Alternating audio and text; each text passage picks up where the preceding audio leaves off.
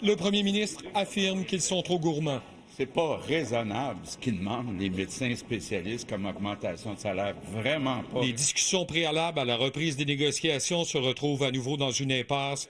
Québec ne veut pas allonger plus d'argent. Il offre 11 %. Je suis pas en train de dire que la FMSQ veut pas régler, loin de là, mais il y a un enjeu financier. Selon nos informations, la FMSQ a réduit sa demande d'augmentation d'enveloppe budgétaire de 17 à autour de 14 %.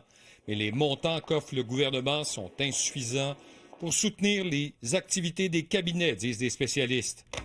Le gouvernement reste sur sa position. Il veut réduire l'écart salarial entre les omnipraticiens et les spécialistes. C'est clair pour nous qu'il faut qu'il y ait un écart. On veut rendre la médecine familiale plus attrayante. Alors, ça faisait partie de nos conditions de départ sine qua non. Jeudi, les spécialistes vont se réunir afin d'adopter de nouveaux moyens de pression. Il n'y a personne qui est gagnant avec ça. C'est certain qu'il n'y a personne et que la population n'est pas gagnante de ça. J'ai des inquiétudes, oui, effectivement, parce que, vous savez, on a besoin de nos médecins spécialistes au Québec pour travailler notamment à réduire nos délais dans les consultations médicales. Les spécialistes réclament plus d'argent pour opérer davantage. Seulement 79 des 505 blocs opératoires du réseau public sont fermés. On est passé de 22 000 personnes qui étaient inscrites pour une chirurgie en 2022 à 5 000 aujourd'hui. Il faut continuer de travailler pour réduire cela. Les spécialistes sont conscients qu'il est préférable pour eux